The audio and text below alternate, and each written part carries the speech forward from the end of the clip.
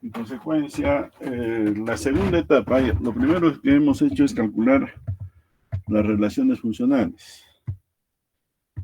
Entonces, a continuación, vamos a calcular ya primero el gráfico en forma alterna, con lo que son básicamente lo que habíamos llamado las relaciones funcionales, pero ya en la fórmula general.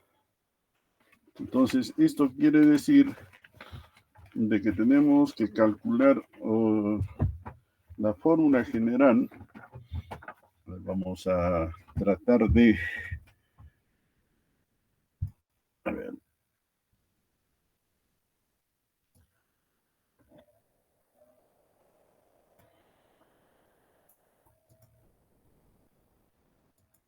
La fórmula general que no tiene solución matemática directa. Ahorita no la puedo copiar muy bien, que digamos. A ver, un momentito.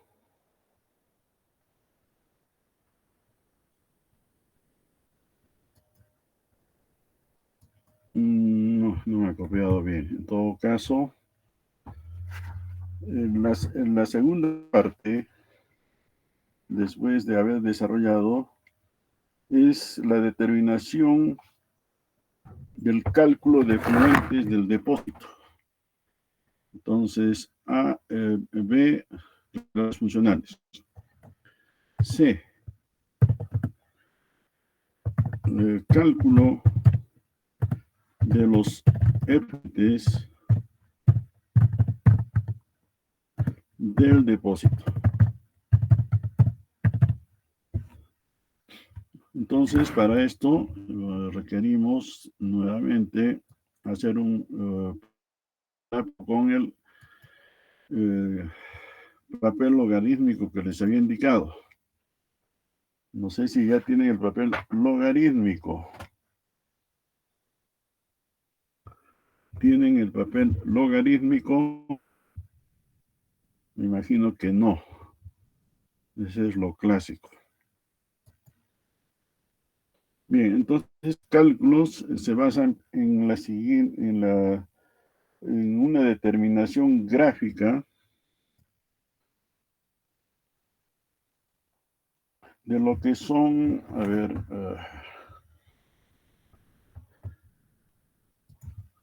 una determinación gráfica por etapas de las relaciones de carga y descarga sobre el vertedor en el control de las crecientes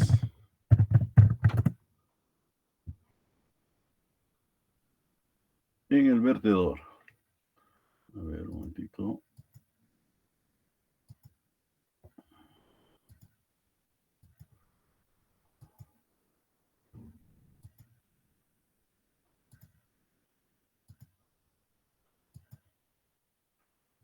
A ver, carga y descarga y control de las crecientes, ¿no? A través del embalse. Ya tenemos la figura al respecto. Entonces, lo que tenemos que hacer es básicamente hacer este cálculo. Entonces, es determinación. Vamos a corregir esto. De las relaciones de carga del control de las crecientes a través del embalse. Este es iterativo. Para eso yo les solicitaba el papel logarítmico. A ver, primero vamos a colocar las relaciones que se tienen que calcular, ¿no? Entonces, tenemos el número de tiempo sobre del tránsito de la avenida.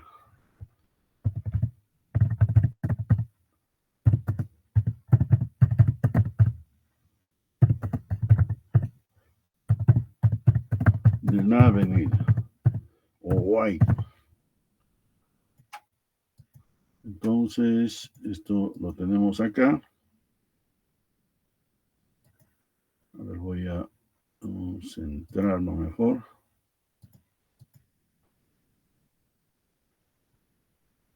Este es el número del tiempo. A ver, vamos a tratar de... No. Deseo más que todo centrar esto, ¿no? Ya. Número de tránsito de la avenida. A continuación, entonces, este es el delta T, ¿no? Es el intervalo cada 3 horas. En consecuencia, vamos a ponerle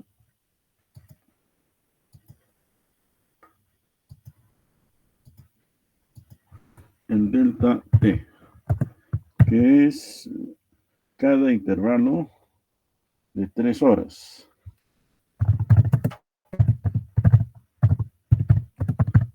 Tres horas, o lo que es equivalente a 10.800 segundos.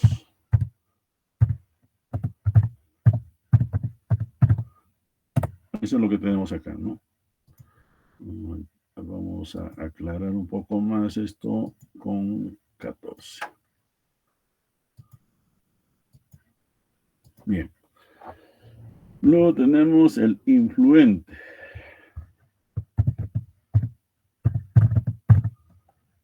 Observado. A ver. 3 horas.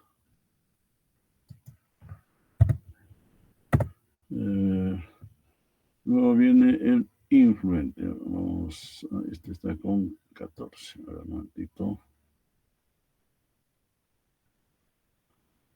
Vamos a... Nuevamente vamos a modular. Listo.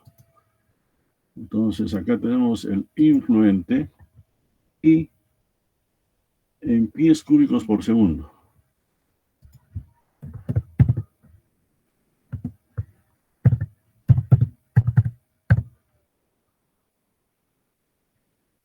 Por segundo. Ese es el influente I. El tercer parámetro que calculamos acá es el promedio de ese tránsito de avenida. O sea que es el influente promedio, el cual es la mitad de I sub K más I sub K más 1.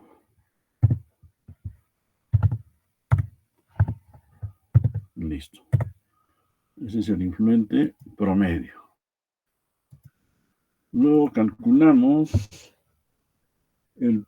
al principio del intervalo de tiempo, el almacenamiento. Sobre almacenamiento, porque está sobre el embalse.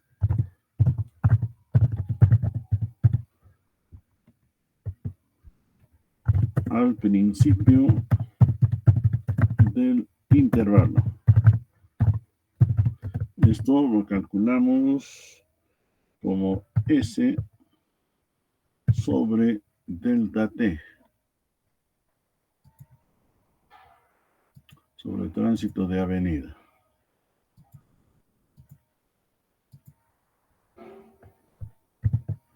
Menos el caudal medio.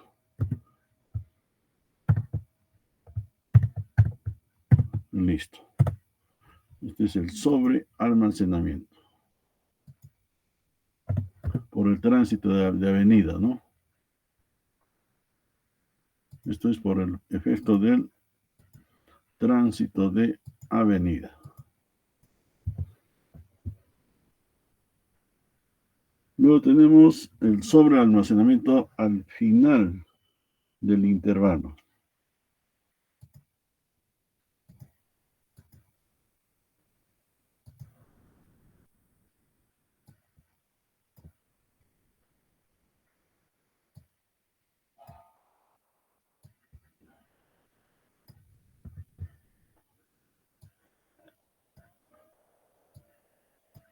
Entonces, al final, o de la avenida, como lo queramos llamar. En este caso es más. Luego tendríamos la carga sobre el vertedor. Altura de carga sobre el vertedor. Y esto lo hemos medido en H. Y esto es igual en pies cúbicos. Perdón, en pies, ¿no? Solamente en pies.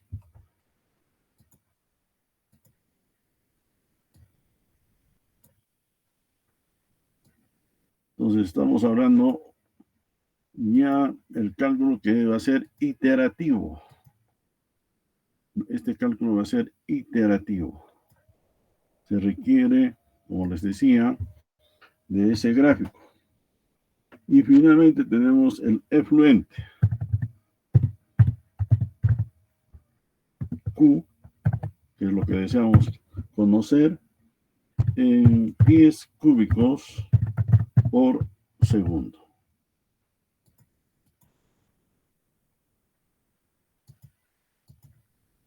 Bien, entonces, primero tendríamos estos intervalos. Evidentemente, vamos a numerar, a ver, 1,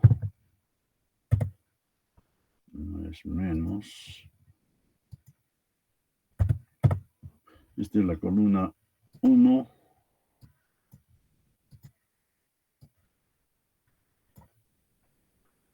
Bueno, tenemos la columna 2, 3, 4, 5, 6 y 7 columnas. Vamos a ver, no sé si ya. Me sale con menos, no sé por qué. Bueno, ya. Son 7 columnas. A partir de aquí, entonces, el huaico comienza a 0. Luego tenemos el delta T, ¿no? ¿Se entiende? A 1, a 2, a 3, a 4, a 5, a 6, a 7, a 8, a 9, a 10, a 11, a 12, a 13 y 14, delta T. 14 por 3, este es un hueco que dura 42 horas. Este influente I tiene la siguiente información. En pies cúbicos, este es dato del problema, ¿no? 700, que es cuando se iniciaba, recuerdan, la carga sobre el vertedor, 1400, 2400, este es dato del problema, repito, 4000, 7000, luego tenemos 15000, luego tenemos 34.000. Esta es la evolución del huaico cada 3 horas. Tenemos 22.000, tenemos 14.000, 9.000, ya comienza a bajar. Está comenzando ya a bajar el volumen del huaico. 6.000, 3.400, 2.500, 2.200 y 2.000. Vamos a tratar de visualizar.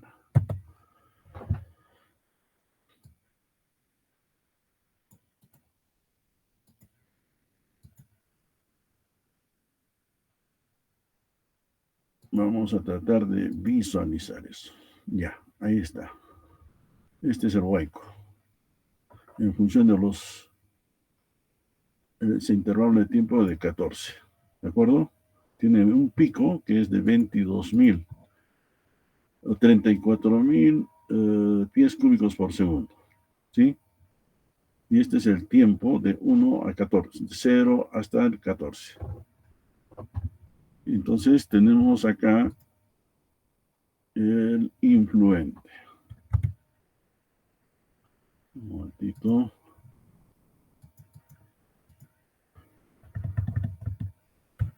Influente.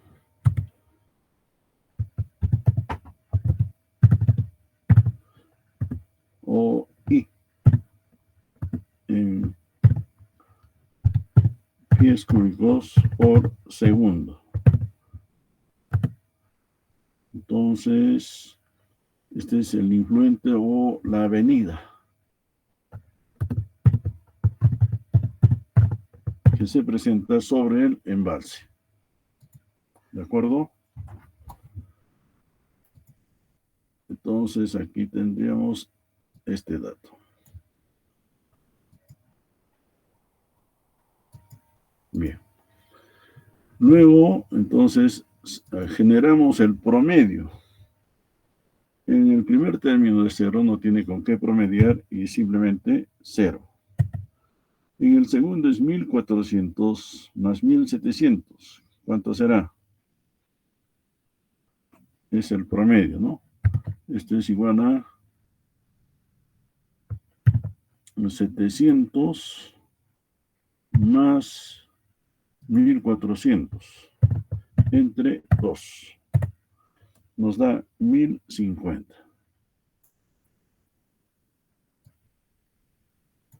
Y esos promedios son los que verificamos. Entonces, ahora recién comenzamos con los datos iterativos. Antes tenemos para 0. En el caso del sobrealmacenamiento, no hay nada. Pero indicábamos que teníamos 700 pies cúbicos y que tirante nos daba en el vertedor. ¿Recuerdan? ¿Cuánto era el tirante? H, o carga sobre el vertedor. ¿Cuánto era esta carga? H.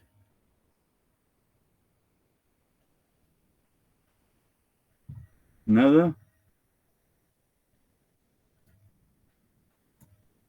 Entonces es este H, que es de 0.816, lo vamos a llamar, ¿no?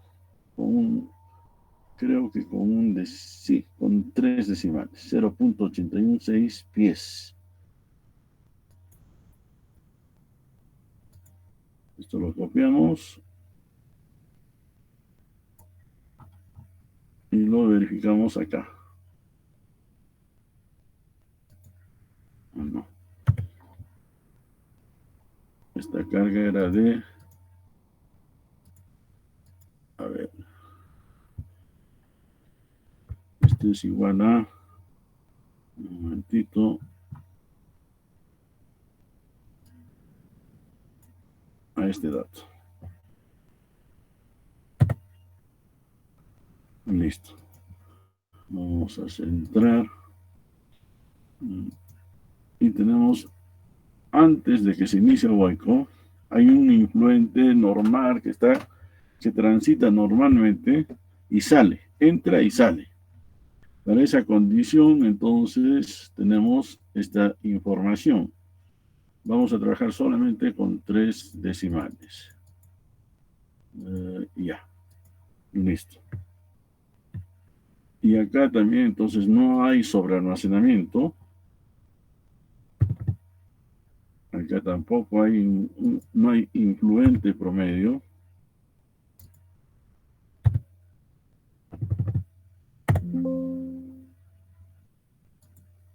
Luego, acá tampoco hay sobrealmacenamiento. ¿Listo? Correcto. Entonces, iniciamos. El principio del intervalo Vamos a considerar este valor de 1900.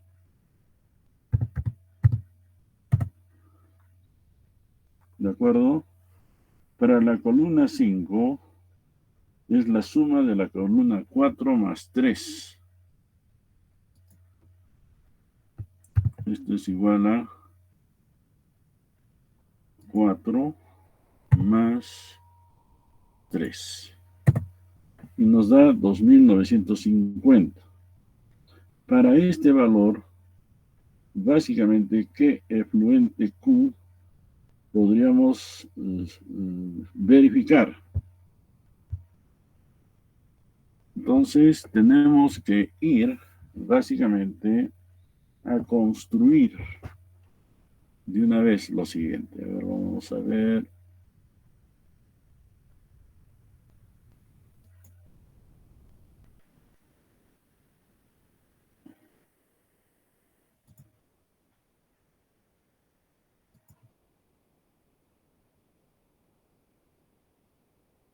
Un momentito. A ver acá.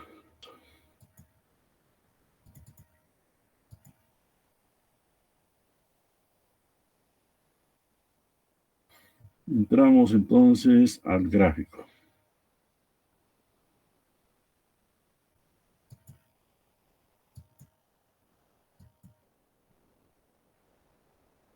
Para esto requerimos visualizar primero cómo se construye inicialmente, ¿no? Unas cosas son innegables. Les pica, pero les pica rico. Y tu negación.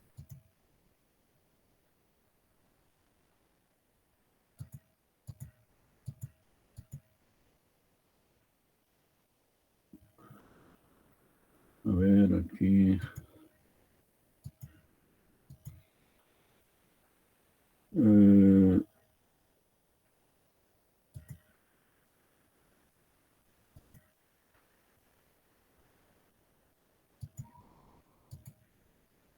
¿Se nota pizarra? ¿Se nota pizarra?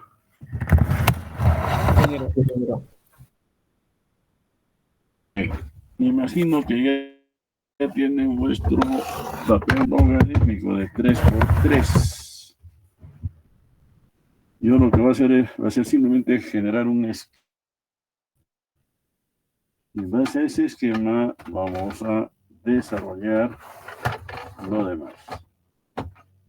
A ver, acá tengo lo siguiente.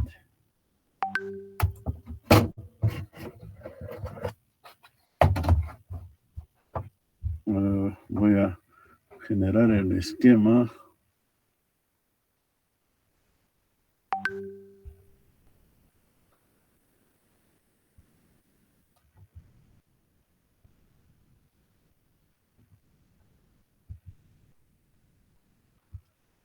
Esto va a ser así. Un momento.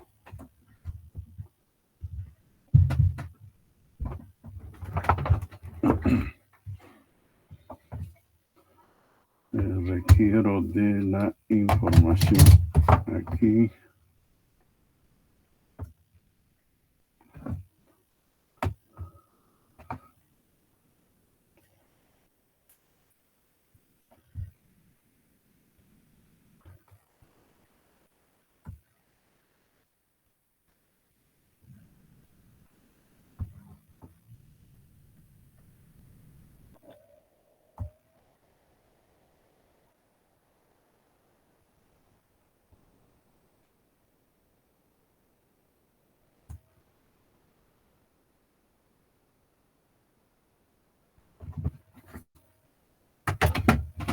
No lo veo muy fácil de graficar.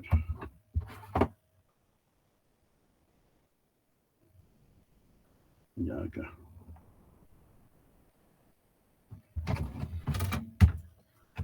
Entonces,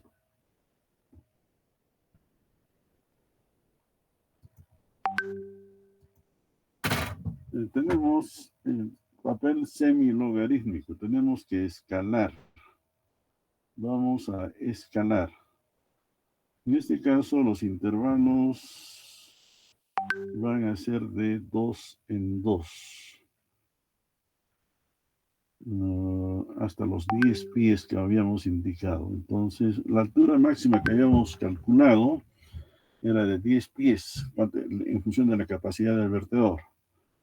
Entonces, arrancamos acá con 0.0. A ver.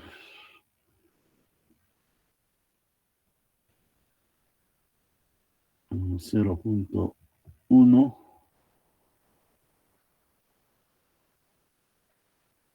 0.2.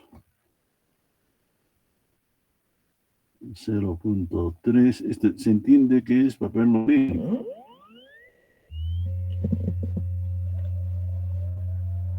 0.4.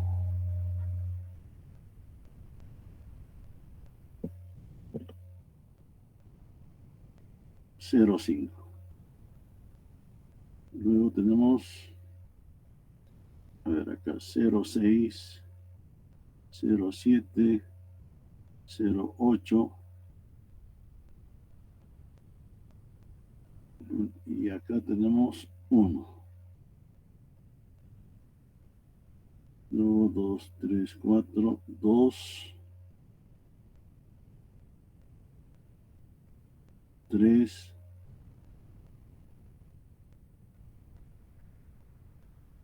4, 5,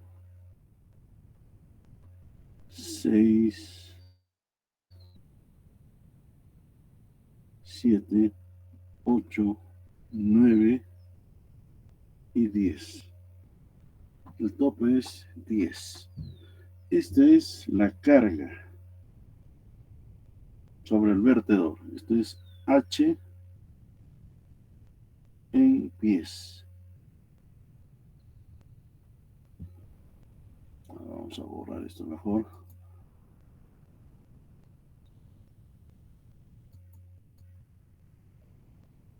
Esta es la carga sobre el vertedor. Entonces, a ver. Tenemos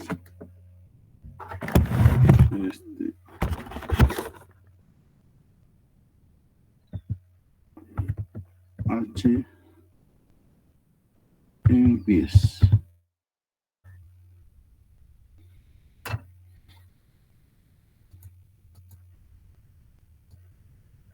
Listo. Tenemos H en pies. Y en el otro lado vamos a tener el influente y el caudal o la descarga y el caudal de almacenamiento.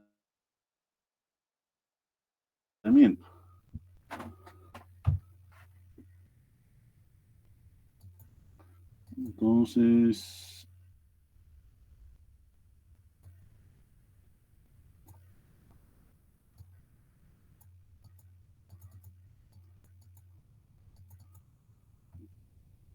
tenemos acá la descarga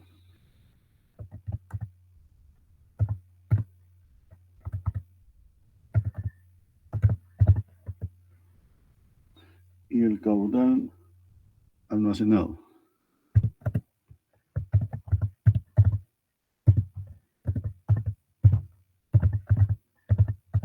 Todo esto en pies cúbicos por segundo.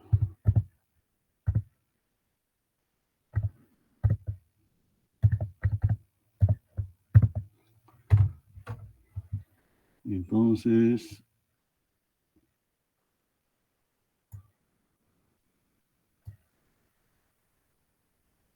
listo.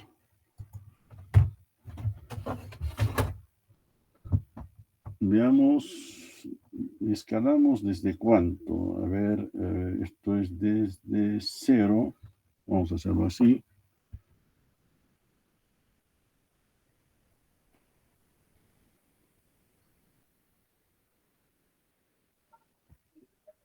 A ver, un momentito. Estamos construyendo el gráfico, ¿sí? Entonces acá tenemos 0. Luego tenemos 100, 200, 300, 400, 500. De 500 tenemos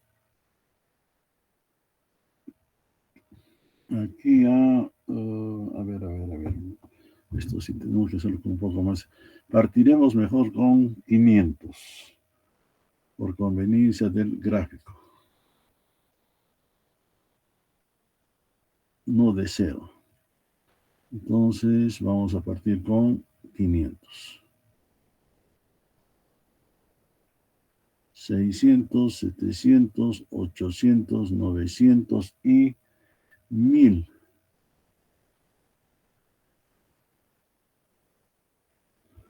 De 1000 tenemos entonces, a ver, de 1000 acá, 2000, 3000, 4000, 5000. 5000. 6, 7, 8, 9, 10.000. De 10.000 tenemos 20, 30, 40 y 50. Llegamos a las justas. Entonces, este es más o menos nuestro gráfico escalado. ¿Qué es lo primero que tenemos que trazar? Lo primero es la carga sobre el vertedor. Entonces, ¿cuánto es esa carga sobre el vertedor? A ver, perdón un poquito. Estoy buscando. Ya.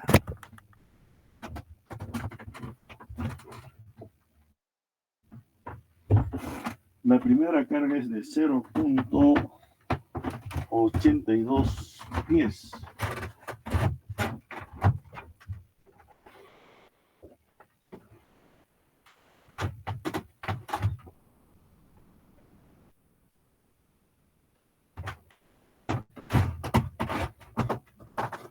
Estoy buscando, bueno, ya, duraremos en todo caso. Si recuerdan, era de 0.8165, 817. Entonces, ese valor lo buscamos aquí. Está acá aproximadamente, porque es 80, 90, 100. Entonces, está aquí. Trazamos una recta a ese punto.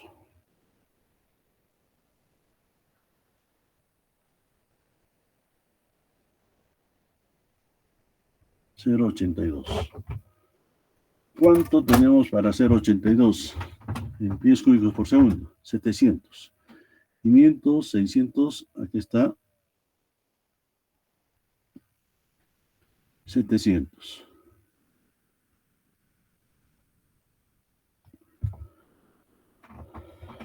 Luego, a continuación, volvemos al primer cuadro donde habíamos calculado el caudal. ¿Recuerdan? El caudal. Y el primero era 700 para un pie, aproximadamente. Luego tenemos 670 era para los 0.80 y tantos. Y el último es de 1000 pies cúbicos, de 1100. Repito, retornamos al primer gráfico. Y entre la primera y la tercera columna de la primera tabla que hemos calculado, teníamos carga sobre el vertedor de 1 hasta 10 y caudales en pies cúbicos por segundo desde 950. Entonces, para un pie Acá tenemos, vamos a graficar para un pie.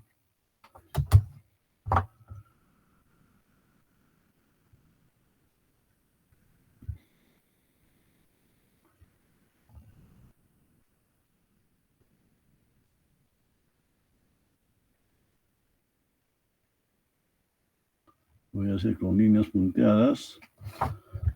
Y ya voy a borrar este valor porque ya lo hemos ubicado.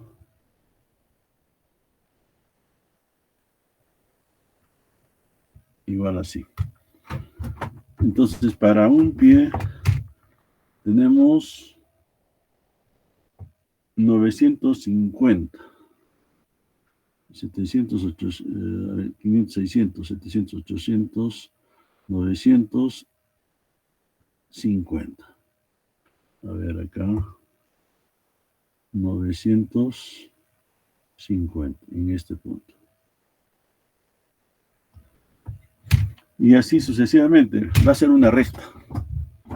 Va a ser una recta. Para 10 pies, que es este, no se va a notar muy bien porque este es un gráfico que no está exactamente logarítmicamente hablando. Tenemos 8.250 pies cúbicos. 5.000, 6.000, 7.000, 8.250. Entonces, para 10 pies, está acá.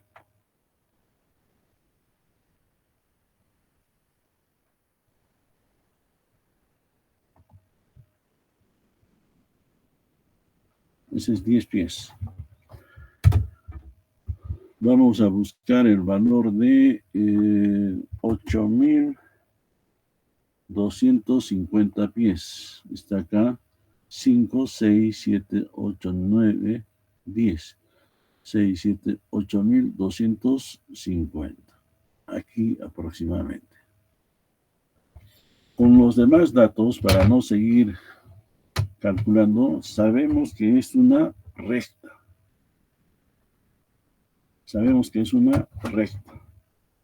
Entonces, del punto que habíamos iniciado aquí a este punto,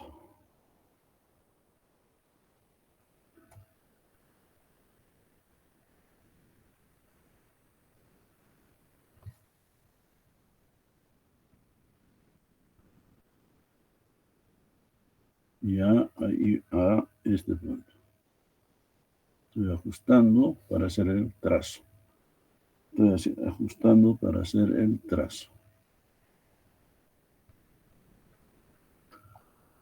Listo. Vamos a tener aproximadamente ese gráfico. ¿De acuerdo? Este es el caudal sobre el vertedor. Punto inicial fundamental. Este es el inicial sobre el vertedor.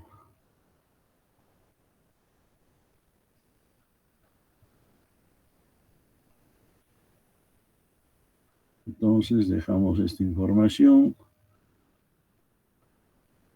¿Cuánto les había dicho? El 0.80 la carga sobre el vertedor es 0.817.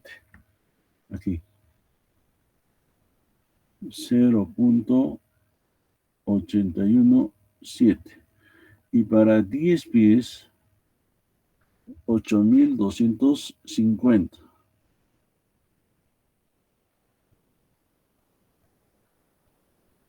¿De acuerdo? En consecuencia, este es el gráfico de caudal. Descarga del vertedor Q. A ver.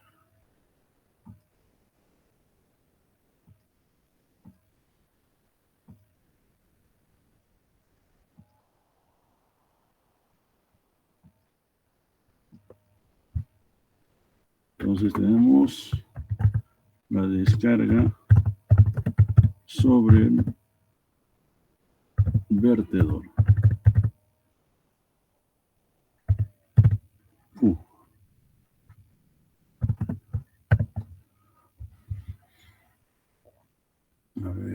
Vamos a tratar de disminuir esto.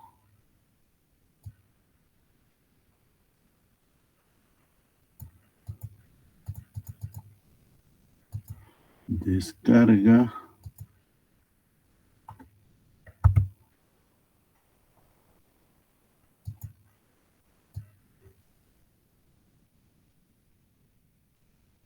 Listo.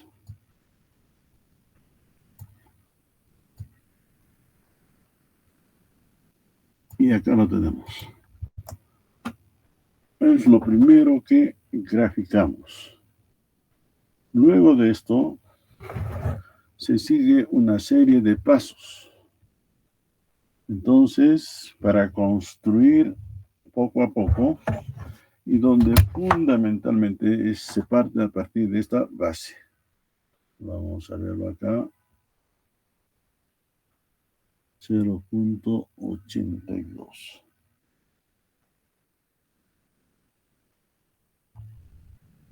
Entonces,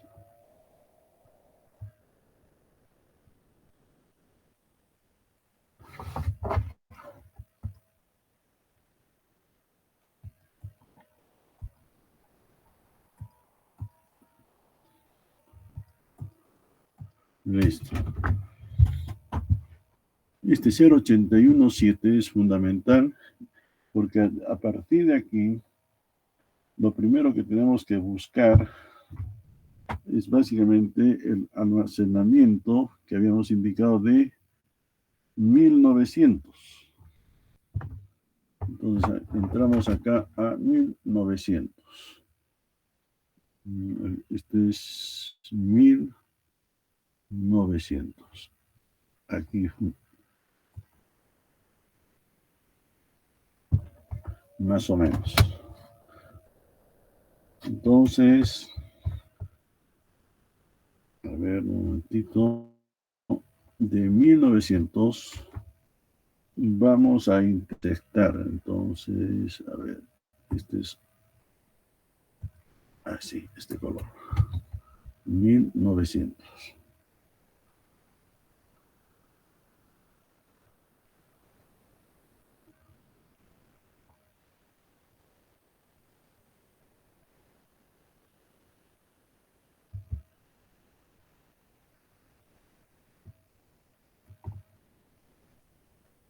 Un poco más arriba.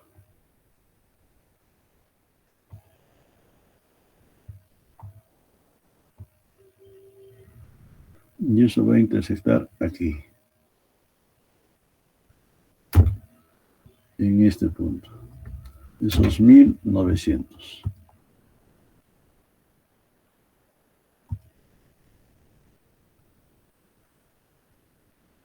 ¿Qué va a hacer eso? Ese dato es básicamente, a ver, 1900.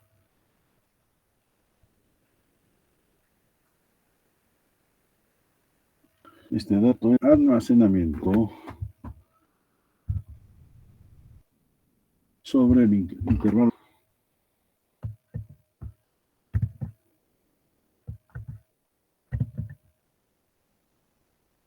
más o menos el caudal medios.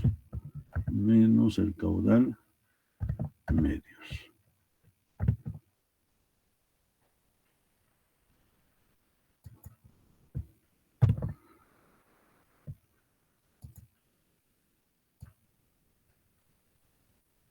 Listo. Entonces, esto lo traemos aquí.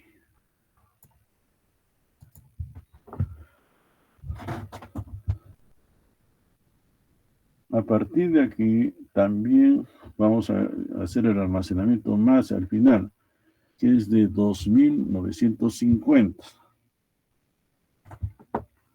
Igual acá.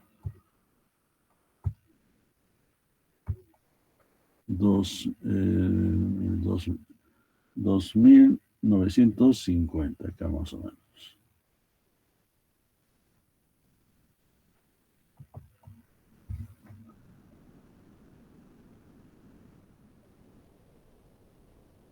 Entonces, ese valor que representa, a ver, 2950. Está acá más o menos. Casi, a ver, este es 1000, 10.000, 4000. A ver, 1000, 2000, 3000, 4000, 5000. Un momentito, vamos a escalar. 1900, 2000, 3, 4, 2, 3. Aquí está, no es ahí arriba. 2950. Esto podrían seguir ustedes con vuestro gráfico a la mano, por eso les pedía. En consecuencia, ese 2950 se intersecta aquí, en este punto. En consecuencia, tenemos de aquí hasta acá. No está más cerca. Así. Listo. Entonces, tenemos aquí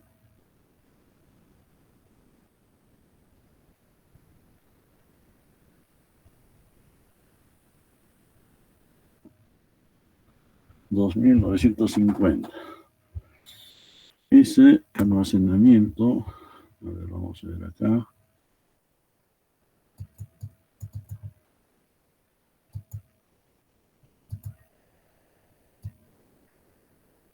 Es este.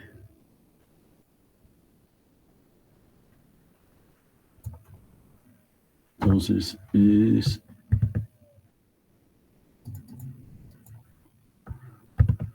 el almacenamiento sobre el incremento, sobre delta T. A ver, un momentito. Sobre delta T. En este caso es más Q medios. Listo.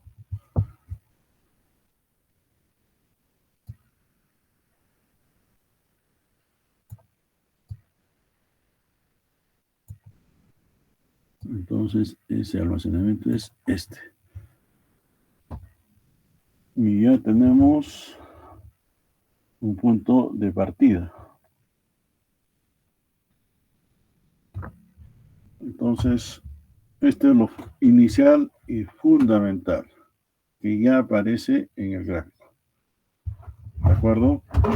Entramos entonces ahora a la tabla y simplemente ya les explico iterativamente lo que se tiene que hacer. A ver, vamos a ver acá.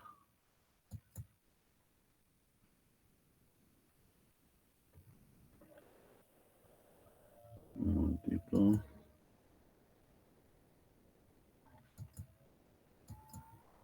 Nuevamente presentamos.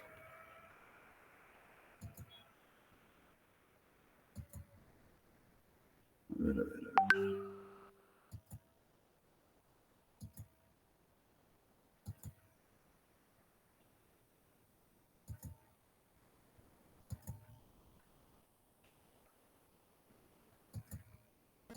Listo. ¿Se nota pantalla? Bien, entonces ya hemos trazado este valor. Para poder seguir completando y desarrollando, se debe seguir lo siguiente. Entonces, explicamos. Columna 1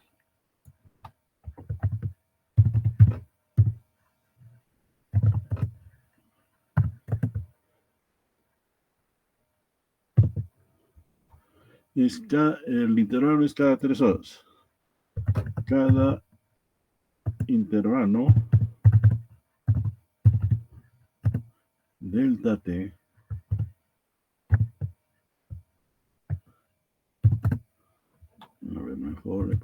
con su delta t, para no confundir.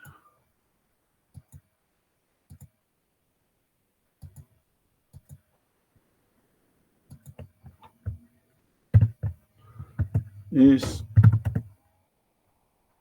cada intervalo de tiempo, a ver acá, es de 3 horas. Esos son los intervalos. Vamos a hacer acá, a ver lo siguiente. Ya. Columna 2.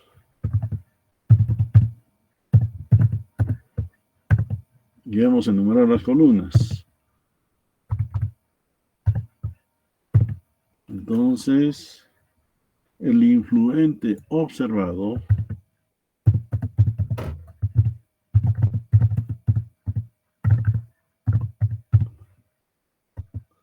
se toma del hidrógrafo, o sea, el gráfico que hemos hecho. Así, en este momento. Es dato del problema, ¿no? Seleccionado para la avenida. Antes del almacenamiento.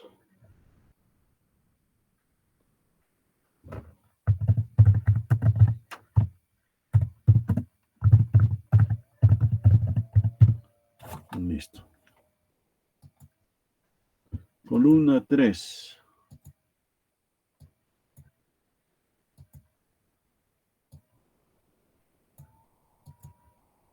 Columna 3.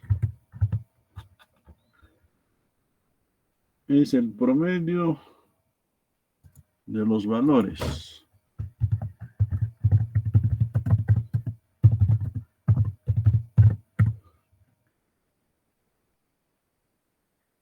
sucesivos de la columna 2. Listo.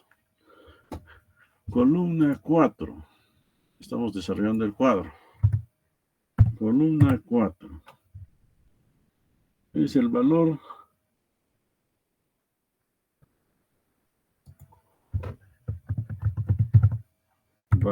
de, a ver un momentito, valor de el almacenamiento S sobre el intervalo de tiempo sobre delta T.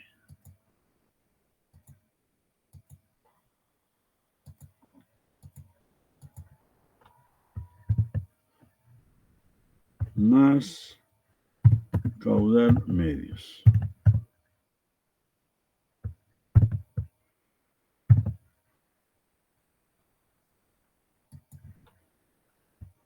Es decir, al principio del intervalo leído.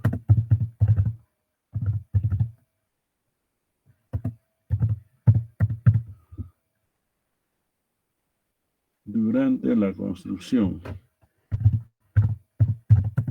del gráfico.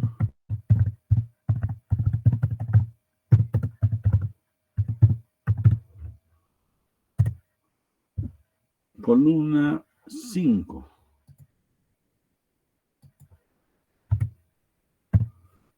Es el valor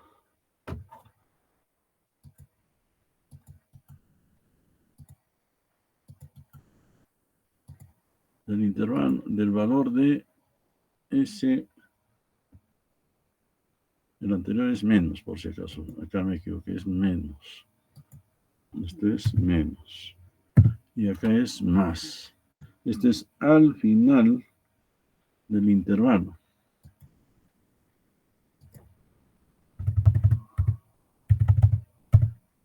Al final del intervalo. Es decir, es igual a la columna 4 más la columna 3.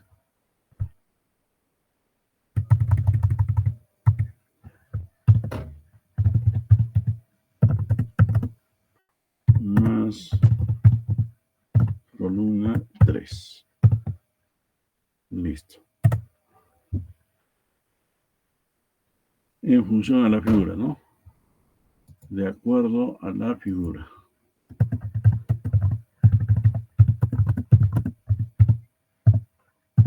Seguimos construyendo.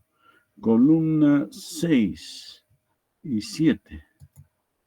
Las columnas 6 y 7, que son los caudales sobre el vertedor, nos dan ya para estos valores certeramente los valores correspondientes, tanto del caudal como del tirante sobre el vertedor, con excepción, esto se lee del gráfico, con excepción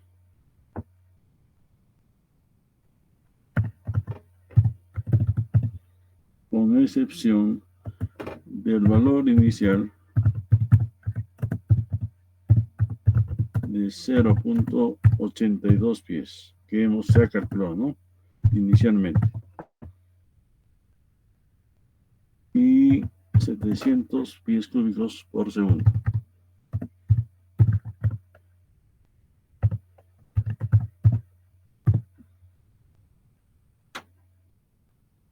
Estos identifican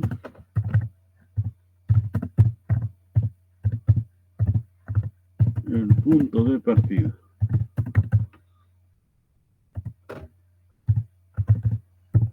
De la integración por etapas. Entonces,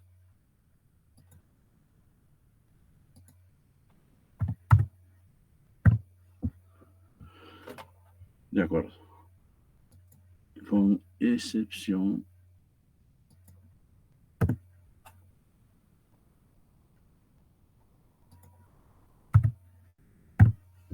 del valor inicial de estos valores. Listo. De acuerdo. Entonces, es iterativo y va a resultar en lo siguiente.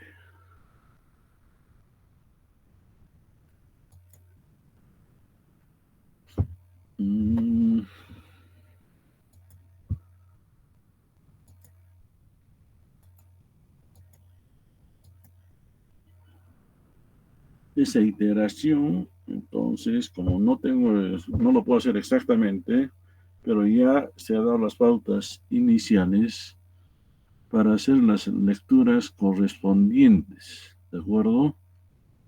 Entonces tenemos la lectura, en este caso de la carga, de 0.92. En función de ese incremento que se está dando por etapas. A ver, un momentito. Ya.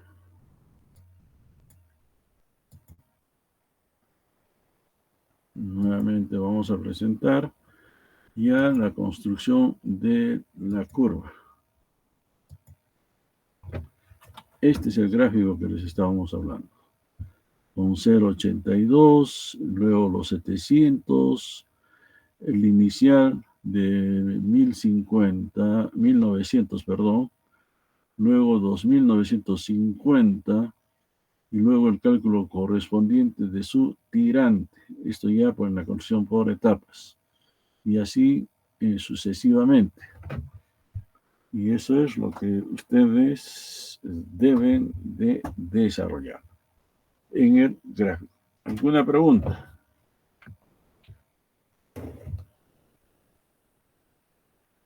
¿Alguna pregunta?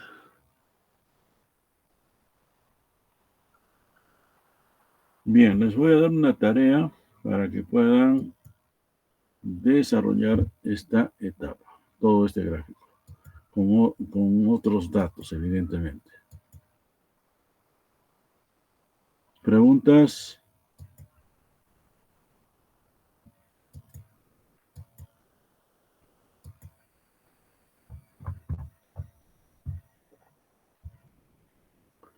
Entonces, estamos en tarea.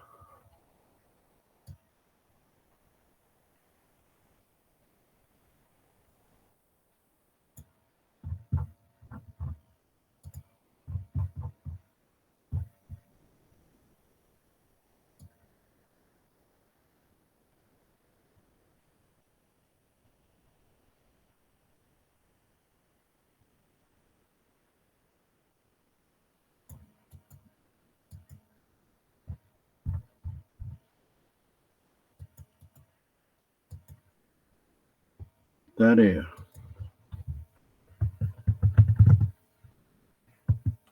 Cálculo de la capacidad de un vertedor y el control de las crecientes. A partir de un hidrograma previsto de crecientes, el caudal de la avenida, el influjo, construyase el hidrógrafo. Este es el hidrógrafo que tenemos, ¿no?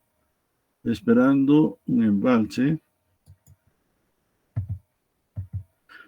bajo las condiciones de escurrimiento que se supone prevalecen en el tiempo de avenida. El embalse presenta las siguientes características. Longitud longitud del vertedor 500 pies. El coeficiente de vertedor es 3.8. El intervalo de tránsito de avenida es de 1 hora, o sea, 3.600 segundos.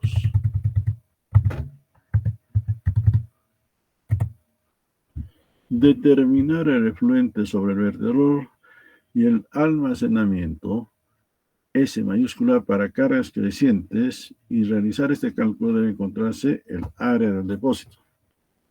Calcular las relaciones de almacenamiento funcionales correspondientes. Este es el primer gráfico. Tercero, trazar las relaciones de descarga y almacenamiento sobre C y almacenamiento contra las cargas sobre el vertedor. Las curvas resultantes, conocidas como curvas de control y curvas de descarga, permiten la determinación gráfica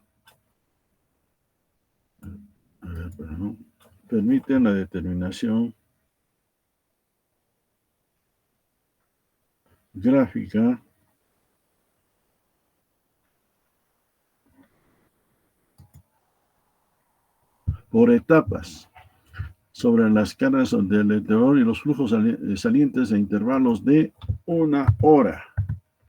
Y no va a ser 3. 1 hora. El hidrógrafo de avenidas entrante,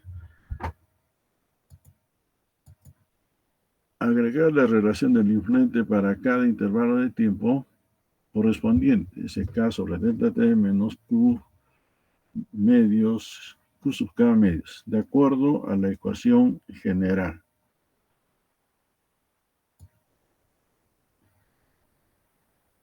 Entonces, la carga sobre el vertedor y la descarga debe obtenerse para satisfacer estas relaciones. Para establecer un punto de partida a estas relaciones, se supone que el depósito está en equilibrio a la relación de flujo entrante de 700 pies cúbicos por segundo, siendo la carga sobre el vertedor calculada para este inicio de carga sobre el vertedor. Los datos entonces van a ser C, el caudal 700, el coeficiente 380 y acá hemos dicho 500 pies. Eso es lo único que vamos a variar, fíjense. Entonces nos va a dar otra carga. Automáticamente ya nos está dando otra carga. Entonces el área del embalse va a ser lo mismo. Es dato de problema, todo esto. ¿Sí? El efluente calculado. A ver, un momentito. No, estamos acá todavía. Estamos acá. Entonces, Este es 700 y esto hemos indicado 500. Listo. En consecuencia, la carga sobre todo es el área del embalse. El área del embalse. Vamos a modificar este área de embalse, ¿de acuerdo? Vamos a ponerle hasta sobre la carga del vertedor en pies. Vamos a ponerle 300.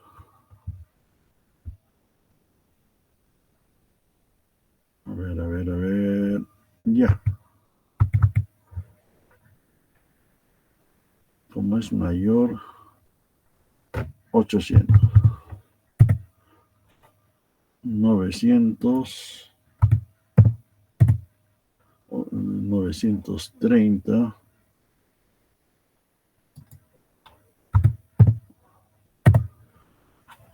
960.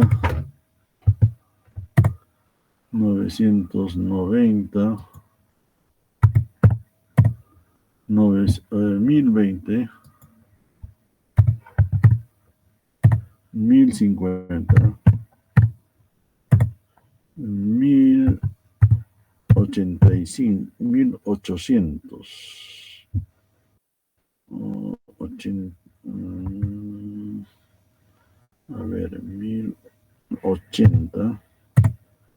1092. 1920. Vamos a poner acá.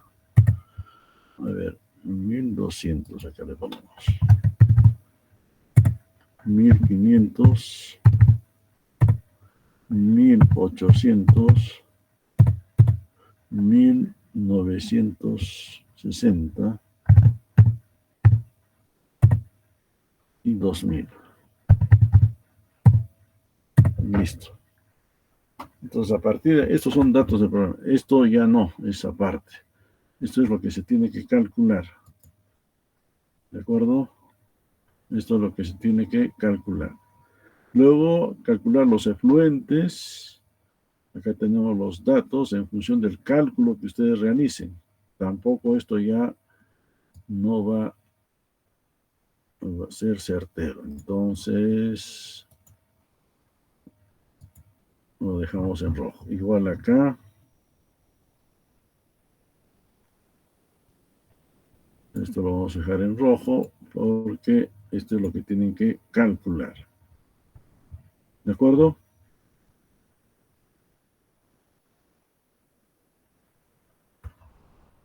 Entonces, a ver, trazar el área del embalse, lo trazan acá de nuevo. Entonces, todo tiene que hacer de nuevo acá.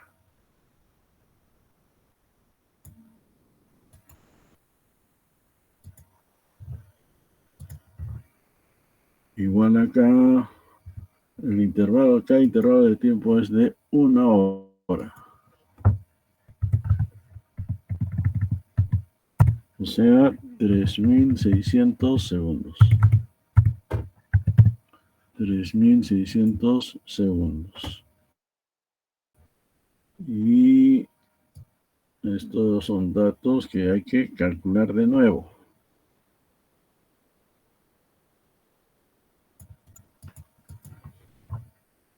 ¿Estamos de acuerdo? Preguntas, señores.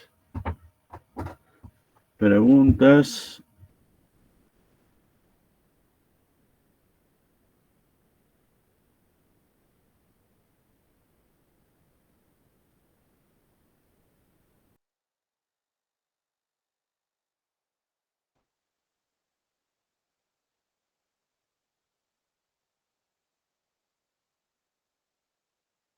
Sí.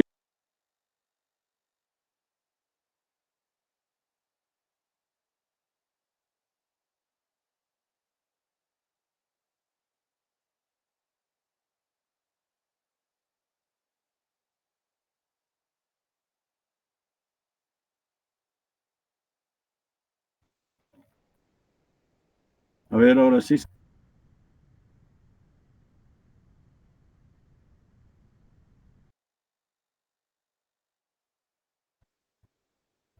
Sí, sí, sí, sí, hubo un corte. Dime.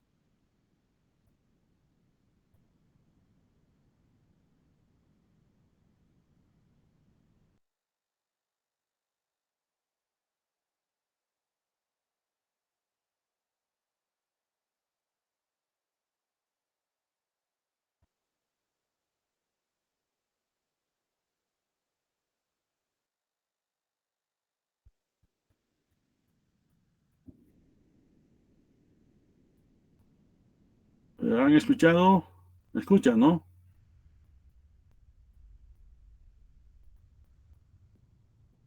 Día lunes la entrega. Máximo hasta la una. ¿Está bien?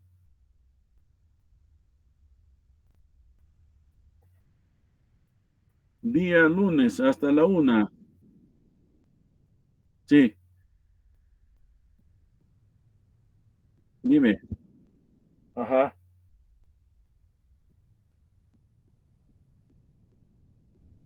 ajá.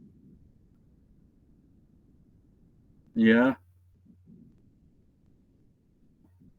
Manan. Necesito una semana más. Manan, Manan. No va a tener tiempo para calificar yo. Mis requiero son bastantes, entonces yo quiero calificar bien todo. ¿De acuerdo? Está después de una semana de los exámenes. Mejor voy a vuestras clases y se los hago el trabajo. ¿Qué les parece? ¿Sí? Me dan vuestras direcciones, teléfonos y los busco. ¿Está bien? ¿Estamos?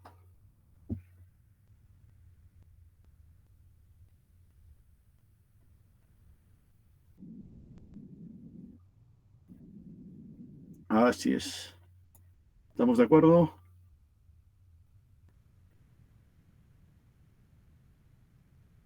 Y ya. A ver, no tengo acá. Un momentito. Voy a reducir ventanas.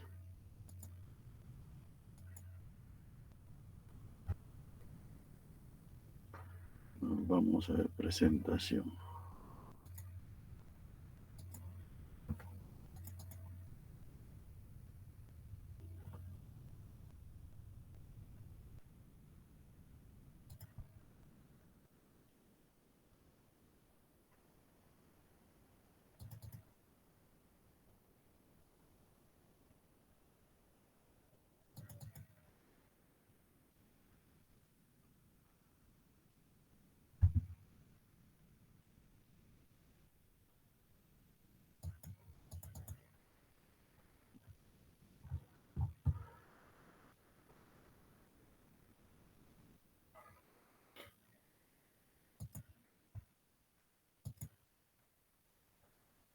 Bien, entonces continuamos.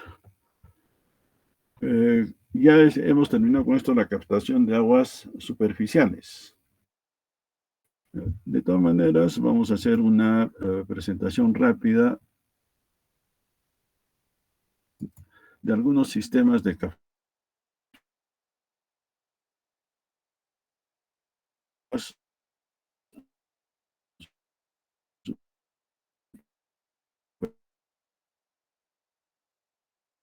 superficiales. Otra en pantalla. Pregunta, ¿se nota? Ah, ingeniero, sí se ve. Ok. Entonces, esto es de la Universidad de Cartagena, algunos ejemplos de captación de aguas superficiales. Rápidamente vamos a verificar esto, ¿no?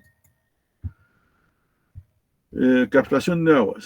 Se entiende por captación en punto o puntos de origen de las aguas para un abastecimiento, así como las obras de diferente naturaleza que deben realizarse para su recogida, perdón. Las captaciones de aguas superficiales pueden ser de aguas de lluvia, pluviales, de arroyos y ríos y de lagos o de embalse. Fíjense, esta captación es la que existe en Arequipa, es el famoso Morning Glory, es un sumidero gigante y funciona con ventanas, es una columna que va hacia abajo, pero que tiene unos álabes para encauzar en caso de máximas avenidas, ¿no? Y ahí funciona ya como embudo. Este es en Teivilla, pero tenemos este mismo ejemplo en la represa de Aguada Blanca, en Arequipa. Antecedentes históricos. Desde la antigüedad, el hombre aprovecha el agua superficial como primera fuente de abastecimiento, consumo, incluso vía de transporte, estableciéndose en los valles, ríos y en el caso de las primeras civilizaciones. Caso del Cusco, por ejemplo, que es una de las civilizaciones más antiguas del mundo. La más antigua en América es Caral, y el río Supe fue básicamente su primera fuente de abastecimiento. Ellos tenían que ir al río para captar y llevar el agua. Pero bueno, así se generó esa civilización. Y en el caso de Cusco, que tiene más de 3.500 años, y la fuente de abastecimiento eran los manantes y además el río Guatanay. Sin embargo, el establecimiento en zonas áridas o semiáridas del planeta obligó al desarrollo de formas de captación de agua de lluvia como alternativa para el riego de cultivos y el consumo doméstico. En el desierto de Negev, en Israel y Jordania, han sido descubiertos sistemas de captación de aguas de lluvia que datan de 2000 años antes de Cristo, consistentes en el desmonte de zonas para aumentar la escorrentía superficial, que era entonces dirigida a periodos agrícolas en las zonas más bajas. En la civilización maya, 1000 años antes de Cristo a 1600 después, se desarrollaron los chultunes, que es un sistema de captación y almacenamiento pluvial, compuesto de una cámara subterránea en forma de una botella, con sus entradas rodeadas por delantales e enyesados que dirigían el agua de lluvia a su interior durante las estaciones lluviosas. Estas construcciones se daban en la zona donde no existían cenotes, o sea, las lagunas kársticas. ¿Qué es kárstico? Quiere decir la caliza. Son zonas de caliza, típicas en la península de Yucatán. Por ejemplo, el Tambomachay es producto de un acuífero, de un paisaje kárstico, o sea, de calizas. Y de ahí que tiene diferentes reservorios que están interconectados y tiene su efluente en justamente Tambomachay. Tenemos el Chultún de Nacbe, esto es en Guatemala. Chultunes vienen a ser, fíjense, como captaban el agua de lluvia, la reunían subterráneamente y de ahí simplemente, como era un pozo, comenzaban a extraer el agua. En la época romana, la vivienda de las clases altas, conocida como domus, incorporaba un sistema para la captación de aguas de lluvia.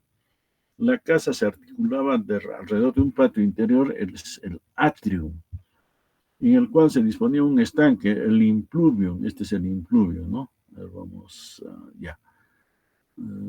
Sí, el impluvium, ¿no? Que almacenaba las aguas de lluvia que recogía del el compluvium, zona de la cubierta, este es el compluvium, o sea, el techo, con la pendiente de los faldones orientadas hacia el interior. O sea, toda el agua de lluvia se captaba, ¿no? Y luego teníamos en la parte inferior, cuando se saturaba, pasaba entonces a almacenarse lo que se llamaría un tanque cisterna. Era habitual que el impluvium, ¿no?, estuviera conectado con una cisterna dispuesta por debajo de él para que hacía las funciones de depósito cerrado y depósito, que es donde se acumulaba las sobrelluvias que no se podían captar ya en el atrio, ¿no?, o comenzaba a desembalsar. Esto entonces es el sistema de captación directa de aguas de lluvia. En Pompeya, Italia, tenemos el atrium con el impluvium. Entonces el atrium es el patio y el impluvium viene a ser la zona de la fuente, ¿no? Acá este es un esquema típico, dice: son ganos, he traído de Casa Tifus, pero tú estás loco, Claudio, es tan caro. Y cuando pienso que estos domus os ponéis como unas fieras cuando me compro una toga nueva, ¿no? Entonces, en realidad era un lujo. Solo las casas muy grandes tenían este tipo de captaciones de agua. Los árabes perfeccionaron el sistema de almacenamiento de pluviales con los aljibes, del árabe al-yub o pozo. Estos depósitos, la mayor parte de las veces enterrados o semienterrados, se alimentan de la lluvia que conducía a cubiertas, patios y canales. Se construían con ladrillo y argamasa y la cara interna se revestía de cal, arena, arcilla roja, óxido de hierro y resina de lentisco. Arbusto presente en zonas mediterráneas áridas, muy resistente a la falta de agua, para evitar filtraciones y la putrefacción del agua. Tal es la perfección técnica de estos sistemas que abastecían de agua a toda la ciudad, que siguieron en funcionamiento muchos siglos hasta la implantación del sistema de agua potable de la red. Buenos ejemplos son las ciudades de Cáceres, Almería, Granada, donde se conservan un gran número de aljibes. Nótese que los árabes invadieron España y se asentaron ahí más o menos 4 siglos. Y todas las construcciones básicamente son árabes en estas zonas, ¿no? Aunque la gran mayoría de aljibes se dejaron de utilizar a mediados del siglo XX, criterios de sostenibilidad están provocando una revitalización de este tipo de sistemas en la actualidad. Esto de la captación de aguas de lluvia, al principio se concebía en el Cusco sobre todo una locura, ¿no? Hubo el alcalde Salízar, Raúl Salízar Seico, y en la desesperación de que no había agua, como él era el presidente, director, etc., bueno, planteó la necesidad, primero, de que todas las casas tuvieran estos famosos tipo aljibes, ¿no? Es decir, igual que los romanos, su atrium y sus cisternas. Es decir, todo el agua que podría llover en 3, 4 meses debería de captarse en las casas, aunque sea ¿cómo se llama?, en cilindros, etc. No estaba muy lejos, lógicamente, de esa perspectiva antigua. Claro, ahora con todo el conocimiento que se tiene ya es un poco, digamos, obsoleto pensar, pero aún así en España están volviendo a esto de los aljibes, ¿no? Otra de su propuesta fue, por ejemplo, lo que es Chitapampa, toda la zona de Corrao, simplemente convertirla en un embalse. Y no era una locura realmente. Si uno se pone a pensar, perfectamente todo Corrao podría ser una represa, un embalse, ¿no? Claro, el problema es que hay asentamientos humanos ahí que evidentemente no se querrían mover y generaría todo una convulsión social, ¿no? Entonces, pero aún así, como idea técnica, muy tangible, muy tangible. Este es el aljibe árabe. Es un tanque cisterna, pero construido, fíjense, con arcos, el tipo árabe, ¿no? Y sus columnas también árabes, ¿no? Columnas arabescas. En cuanto a los sistemas de captación de aguas superficiales, ya desde los romanos se empleaba el agua que fluía a la superficie a través de manantiales como fuente de abastecimiento a núcleos urbanos, el manantial de Tempul, Cádiz, sobre todo a la hora de aprovechar las aguas de los ríos y arroyos como fuente de suministro de agua. Se han empleado a lo largo de la historia pequeñas represas, azudes en su denominación árabe. El azud es una terminología árabe, que derivaban la totalidad o parte del caudal circulante hacia una conducción que permitía transporte de agua. Azud de la Aceveda, origen del acueducto de Segovia, esto es en España.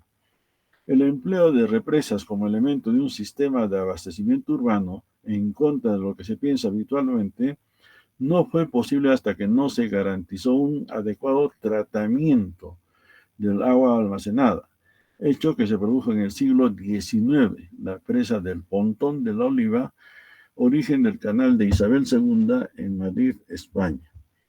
No es hasta comienzos del siglo XX cuando comienza la cloración continua. Esto es ya por decir Chadwick, un inglés que lógicamente comenzó a clorar el agua para evitar la peste. Analizó que la peste era por el consumo de agua contaminada y justamente dijo, habría que tratar eso, ¿con qué? Con cloro, ¿no? La cloración continua del agua en Inglaterra, 1780, Revolución Inglesa, extendiéndose rápidamente y terminando con muchas de las limitaciones que antes existían a la hora de captar el agua para el abastecimiento. Tenemos el manantial, por ejemplo, acá hay una captación de manantial con barraje fijo. El barraje fijo es toda esta cortina que ven acá, ¿no? Que atraviesa todo el cauce del río. Acá tienes el azud de la Cebeda.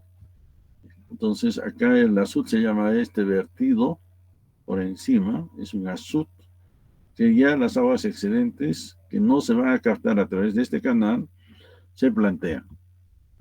Luego tenemos la represa del Pontón de la Oliva, es la primera represa de España, ¿no?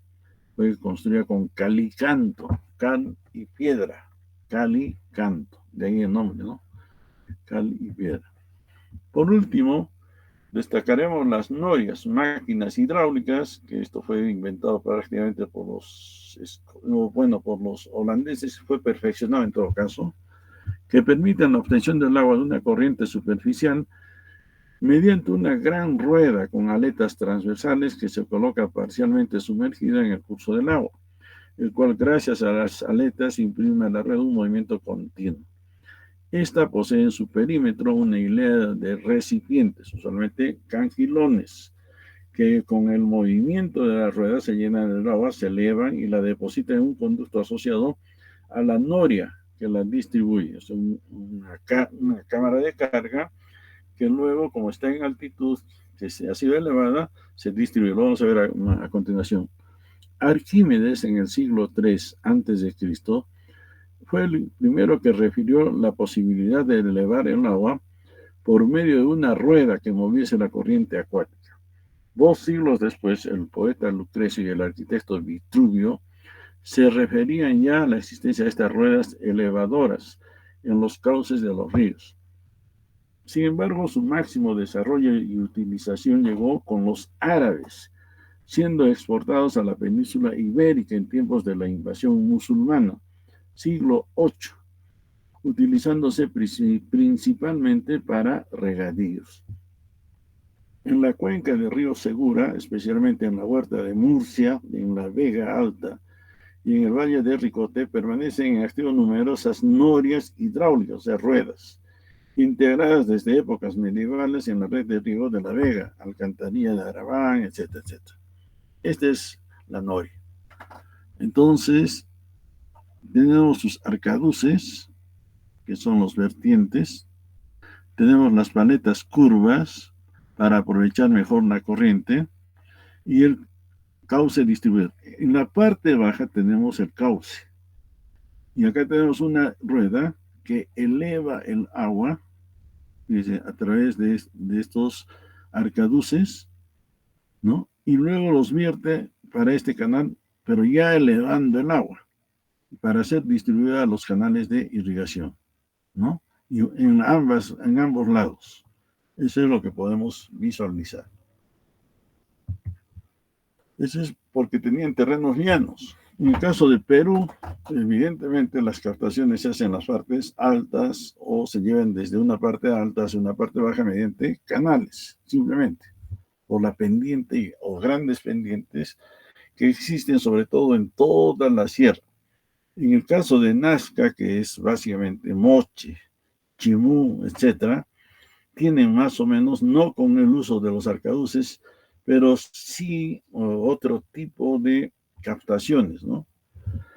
Entonces, la corriente del agua de la sequía al chocar con las paletas de la noria mueve el mecanismo. Los cangilones ascienden cargados de agua y las depositan en un canal. Acá arriba las depositan en un canal elevado que la distribuye por los cultivos. Tenemos el tablacho para riego y luego la sequía, que es la que llega, ¿no? De donde se capta.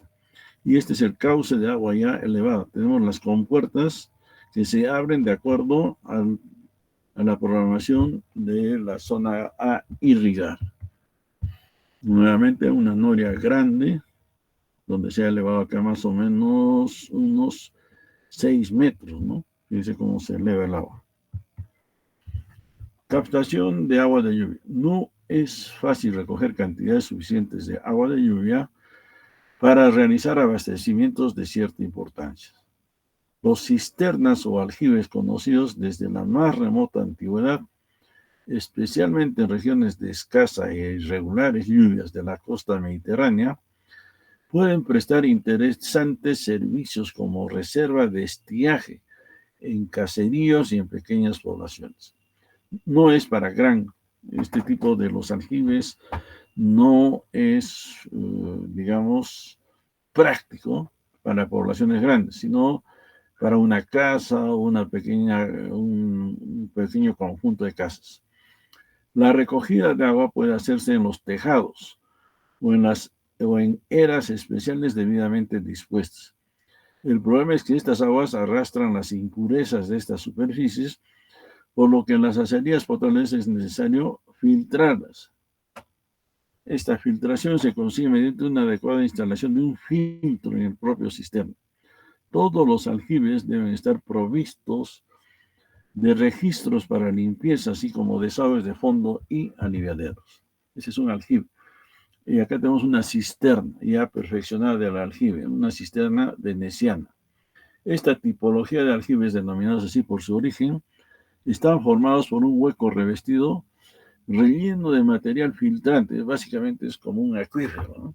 Con un pozo central de toma, acá tenemos el pozo central de toma, y canales laterales de entrada, donde se produce una decantación elemental.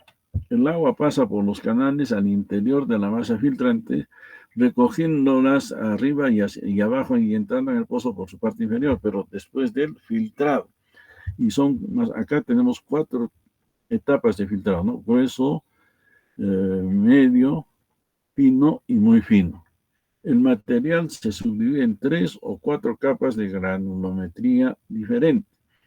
Tiene la ventaja de que su bóveda se apoya directamente sobre el material filtro y el inconveniente de que su capacidad útil es solamente el 30 al 40% de su volumen total. Ese es un acuífero, básicamente, ¿no? Aljibe de filtro superior. El aljibe de filtro superior solamente se tiene el filtro nada más y de un solo tipo, ¿no? En la parte superior. Se efectúa por arriba, pasando por un filtro situado en su parte más alta, que desemboca en el aljibe propiamente dicho. De esta forma, el agua no permanece en el filtro más tiempo del necesario para su filtración. Su capacidad es casi del 100% de su volumen. Aljibe americano. Los americanos también perfeccionaron esto. Recoge y almacena el agua directamente, incorporando antes de su salida un filtro de arena. El filtro está en la parte central, ¿no? O sea, en el pozo todo se recubre con una arena de granulometría creciente, de acuerdo a las capas, por círculos concéntricos en torno al tubo de aspiración. Tenemos la entrada del agua, el acceso de ventilación, el colector de lodos, la bomba en la parte central, el rebose, y alrededor del pozo tenemos el filtro con diferentes granulometrías de arena. Aljibe alemán. Este sistema integra un depósito de recogida y un filtro y una cámara o pozo de toma. El filtro lo tiene en la parte inferior, ya no alrededor del pozo. Son diferentes modificaciones, ¿no? Superficies de recogida o eras. Pueden ser de concreto armado o concreto simple, empedrado o superficies naturales, construyéndose con cunetas de desagüe que convergen en la entrada de un sistema. Esto es muy similar a lo que han hecho los tiahuanaquenses, las colpas, ¿no? Entonces, las colpas, si uno va por Juliaca, Puno, etc., van a ver las colpas que sirven básicamente para almacenar el agua, ya que en la noche, para evitar el congelamiento. debido a que hay una diferencia de temperatura entre el agua y el aire. Es mayor la temperatura del agua, por eso se usa el aljibe, perdón, en este caso las colpas. Estas cunetas deben calcularse para poder conducir en un mes la cuarta parte de la precipitación anual. Entre la era y el aljibe, el agua circula por una tubería, pero con llave y desagüe previo a la entrada con el fin de eliminar las primeras aguas de lluvia después de las épocas de sequía. Entonces tenemos las eras, la superficie de captación, las tuberías de recogida, el pretratamiento en desbaste y retirada de los sólidos, y luego el aljibe, que viene a ser el sistema o tanque de almacenamiento. En zonas áridas es el propio terreno el que constituye estas superficies de recogida. En este caso se dispone de una serie de elementos de canalización, muros interceptores, conducciones, etcétera, que guían el agua hasta el aljibe. Antes de llegar al aljibe, las aguas pasan al recibidor o decantador o sedimentador, donde quedan depositadas las impurezas. Una vez que estas han sido depositadas en el fondo del recibidor, el agua limpia llega al aljibe donde queda lista para el consumo. Entonces tenemos la zona de captación, la canalización, el recibidor, que es una cámara con su decantador de lodos, y ya por reboses llega el agua lista para consumir al aljibe. El aljibe viene a ser un depósito, ¿no? Un tanque de almacenamiento. Entonces, en este aljibe tenemos primero A, el canal de entrada, B, el recibidor o poceta de decantación, C, el tubo de entrada, D, vaso del aljibe, E, la bóveda, F, es la caseta, G, la puerta de la caseta, H, cadena o cuerda para jalar el agua, y el caldero o vasija metálica. Ese es el mecanismo, la sección, el esquema hidráulico de un aljibe. Este es el aljibe, como podemos observar, traído por los árabes a España. Otro aljibe, más aljibes que se pueden observar. Instalación tipo. En estas instalaciones realizadas para el aprovechamiento del agua de lluvia, la calidad debe tener una consideración especial. Se debe evitar el paso al depósito o aljibe de polvo, arenas, hojas, insectos y cualquier otro tipo de contaminante. Y debe efectuarse una desinfección de las aguas captadas cuando se destinen a consumo humano. Un esquema tipo de instalación es el que se muestra en la figura. Esto, por ejemplo, hay mucho en las comunidades en Estados Unidos, en las comunidades agrícolas. Tienen este tipo de sistema, ¿no? Captan el agua de lluvia, lo llevan en canales a un depósito. De este depósito se bombea al resto del departamento, ¿no? Acá esta es la parte de la captación, ¿no? Estamos observando. Está acá. En esta parte está la captación. El agua de lluvia se realiza desde la cubierta, o sea, desde el techo, recogiéndose en el canalón, el cual deberá disponer de rejillas adecuadas para evitar que hojas y demás partículas pasen a las bajantes o montantes en este caso. 2. Un filtro que elimine partículas de mayor tamaño, así para evitar que éstas se depositen en el aljibe. Debe disponer de tapa de registro para su limpieza periódica y estar conectado para el desagüe.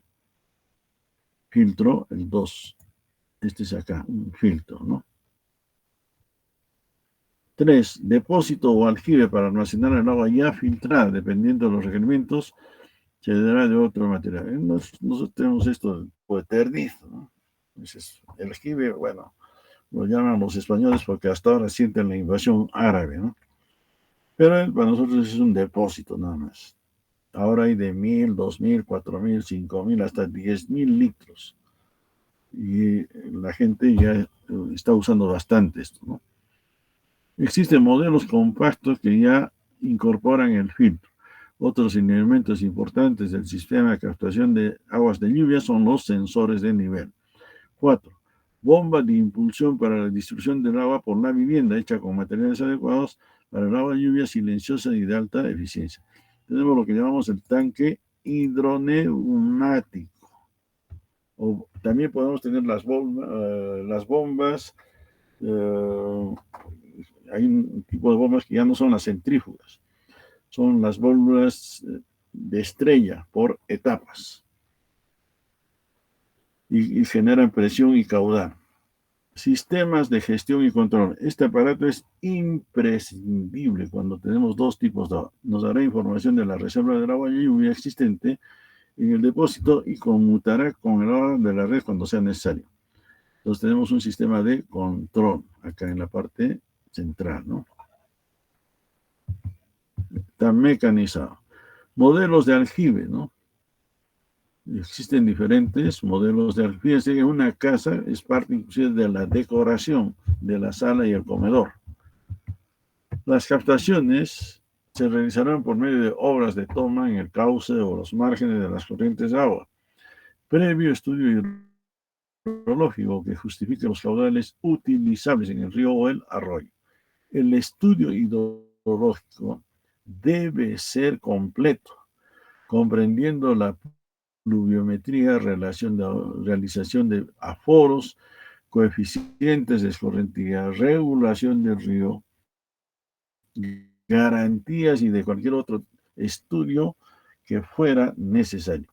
Se realizará un estudio completo de las captaciones de forma que se garantice su explotación en lo que se refiere a máximas avenidas, máximo estiaje, erosión, sedimentación, atarquinamientos, entradas de agua de cuerpos extraños, facilidad de explotación y limpieza de garantía de acceso, desagüe y garantía de suministro de energía eléctrica, etc. En caso de tomas directas de canales, en los que se prevean interrupciones en el suministro para la conservación de los mismos, se tendrán en cuenta los posibles cortes por limpieza. Toma directa. Este es en un río, ¿no? Si el nivel de la corriente es apreciable, sabemos que tenemos diferentes niveles en un río. El nivel de sequías o estiaje, el nivel medio y el nivel máximo de avenidas o huaicos. Basta con hacer un pozo en el margen, dándole entrada por encima del nivel de máximas avenidas, bien mediante una simple tapa o bien por una caseta debidamente protegida por un terraplén periférico. Es necesario situar una rejilla en el canal o galería de enlace con el río, con el fin de evitar la entrada de cuerpos flotantes. Entonces debe haber una rejilla para evitar pues, que entren perros, gatos muertos, etc., ¿no? En el pozo puede ir el tubo de toma con su alcachofa. La alcachofa viene a ser el filtro. O el de salida a la conducción por gravedad con llaves de paso para el aislamiento. Al pie debe haber una llave de paso para que no regrese en agua. La toma directa de agua de un río puede integrar la abertura de un canal hasta la toma del agua del río, una rejilla, esta se implanta, por ejemplo, un tramo de conducción, obras de protección y acondicionamiento de la infraestructura en contacto con el río, garantizando la toma en un punto adecuado. En Juliaca, por ejemplo, existe este tipo de toma. En Juliaca, en Ayaví también, de alguna forma. Acá tenemos un barraje móvil. Móvil, ¿por qué? Porque tiene compuertas. Este es muy semejante a la represa de Machu Picchu, en el kilómetro 107. Muy semejante. Entonces, las compuertas se miden, se cierran o se abren en función al caudal que se requiera, controlando los niveles de agua. Toma sumergida. Esto es lo que existe en Ayaviri. En lugar del canal de toma puede captarse un sistema construido por tuberías sumergidas en el fondo del río, protegidas en su entrada por rejillas y dotadas de equipos de descolmatado con aire a presión. Tenemos niveles máximo, normal y mínimo. En función de eso, entonces, se hace esta obra. Se tiene rejillas finas, la llegada, bombas, claro, que hay que bombear, ¿no? Se capta el agua, se reúne acá en una cámara y luego se bombea. Esto existe en Ayaviri y también lo he visto en Juliaca. Y Juliaca ya vi, tiene más o menos esto. Filtro de malla. Puede utilizar filtros de malla en formas dimensionadas para que la velocidad del agua de entrada sea menor a 0.1 metro por segundo y autolimpiables por la corriente del agua. Son ya diferentes tipos de tomas. Los filtros de malla son cilíndricos con separaciones uniformes que por la limitación de velocidad del agua de entrada garantizan la protección de la fauna piscícola y pequeñas pérdidas de carga. Entonces ya son diseños. Formas del comatá, tenemos malla tipo Johnson, que es americano en forma de V, chapa perforada, tela metálica, líneas de corriente alrededor del filtro de malla Johnson y esquemas de toma. Observen la toma acá, ¿no? Mediante estas rejillas. Tenemos obras transversales, toma con rejas. Las rejas pueden estar en el azud, ¿no? Este es, por ejemplo, este caso, ¿no? Son recomendadas para zonas montañosas cuando se cuenta con buena cimentación en el caso de grandes variaciones de caudal en pequeños cursos de agua. Este es un barraje fijo, un pequeño muro transversal a la corriente, con reja superior de captación que permite el ingreso de las aguas y limita la entrada de los materiales. De esto hay infinidad de tipos de captación. Tomas laterales con presa de derivación, o sea, se hace una taguilla o vertedores de rebose y por el lado lateral, con rejas, etcétera, entonces se hace la captación. Son recomendables por economía en el caso de cursos de agua angostos y cuando se presentan en épocas de estiaje prolongadas. La represa tiene la finalidad de elevar la cota del agua de modo que ésta alcance una altura adecuada y constante, ¿no? Entonces, este es un barraje fijo, porque no se abre ni se cierra nada, sino simplemente funciona para reunión. Y en el caso de que haya mayor caudal, pasa por encima, tipo vertedor. Y constante sobre la loca estación que se dispondrá lateralmente. Aguas debajo de la represa se dispondrán elementos disipadores de energía que eviten las posibles erosiones en el cauce. Otro tomo es tipo coanda. Ya son, fíjense, en el azud se le hace la captación. Es un diseño muy bonito, muy interesante, ¿no? Tenemos un bypass, la diversión del flujo, y acá tenemos el esquema. Entonces, en el azud es donde está la captación. Entonces, básicamente, es un vertedor y es básicamente, no tiene variables, es fijo, ¿no? Es una captación fija. Acá está el esquema, como lo podrán observar, a través del azud se hace la filtración y la toma. Es un barraje fijo. La toma de aguas o lagos y embalses se realizará mediante el establecimiento de torres de toma, mediante tuberías, a más o menos profundidad unidas directamente a la impulsión. Con el fin de realizar la captación con las mayores garantías, conviene hacer la toma a la suficiente profundidad y lejanía de la orilla, o en su caso tomar las medidas necesarias para garantizar la calidad del agua a utilizar. El primer concepto que debe considerarse es el de la garantía, es decir, hay que conocer el agua que se necesita y de la que se dispone, tanto en calidad como en cantidad. En el caso de los embalses de abastecimiento, el número y capacidad de las tomas de agua dependen especialmente del volumen embalsado, de la profundidad del embalse y de los caudales a servir. Esto ya lo hemos hecho con ejemplos. En el caso de toma fuese única, sería forzoso colocarla a la máxima profundidad útil de la represa, pero es evidente la conveniencia de multiplicar las tomas y disponer de diferentes alturas. Esta tenemos la represa con diferentes tomas a diferentes niveles. En sección, la toma, es el perfil con diferentes niveles.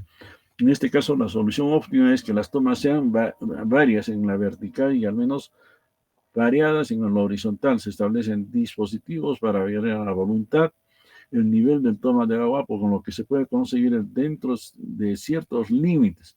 Seleccionar las características del agua tomada.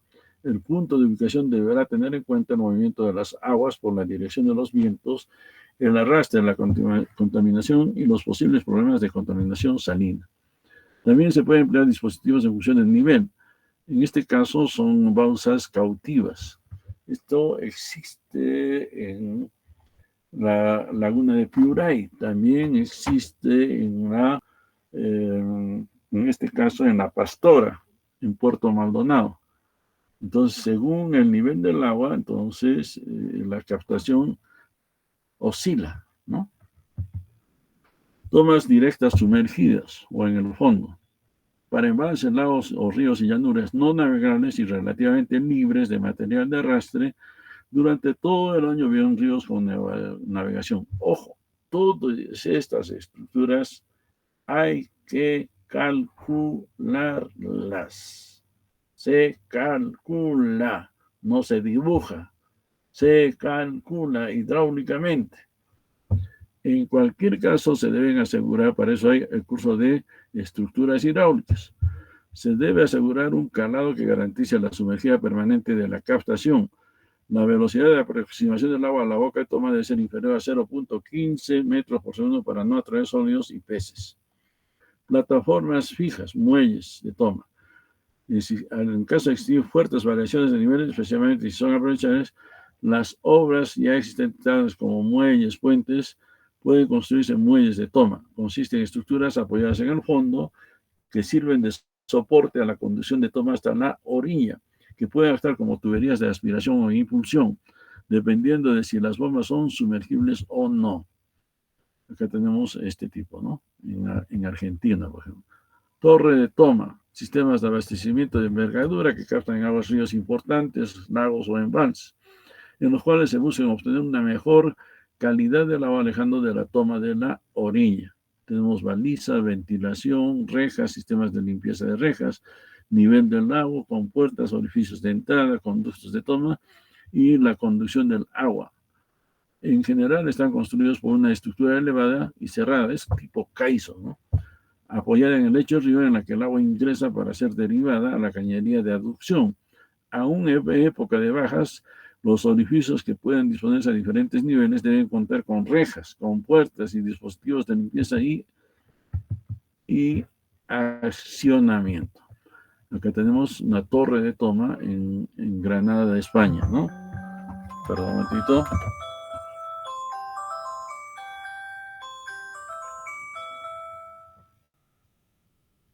No, perdón un momento. Sí. No. Gracias, ya. Entonces, va a disculpar. Es el embalse en La Presa, en Granada. Plataformas flotantes. Esto es lo que existe en La Pastora, en Madre de Dios, en Puerto Maldonado. Es una balsa. Y también existe, nuevamente les remarco, en Piuray, ¿no? Se construye una balsa conectada a una tubería flexible y una válvula de pie, y de ahí se bombea el agua, ¿no? En función del nivel del agua. Grandes fluctuaciones de nivel, calidades de agua muy diferentes según el nivel, requiriéndose poder seleccionar la profundidad de captación, por ejemplo en avenidas, márgenes o fondos que no permitan garantizar la seguridad estructural de una obra civil a un costo razonable. En caso del río Madre de Dios, se hace una balsa cautiva. Acá tenemos esa balsa cautiva con una tubería flexible. Y acá otra con plataformas flotantes. Entonces, esto es lo que tenemos para esta parte. ¿Alguna pregunta, por favor? A ver, vamos a ver acá. Vamos a... ¿Alguna pregunta? Vamos a llamarles lista.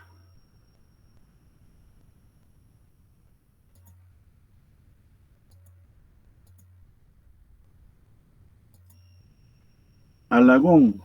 Presente, ingeniero, buenas tardes. Buenas tardes. Aroni. Presente, ingeniero, buenas tardes. Buenas tardes. Aucapuri. Presente, ingeniero, buenas tardes. Cárdenas. Presente, ingeniero, buenas tardes. Aucapuri presente, ¿no? Cana. Presente, ingeniero, buenas tardes. Buenas. Coica. Presente, ingeniero, buenas tardes.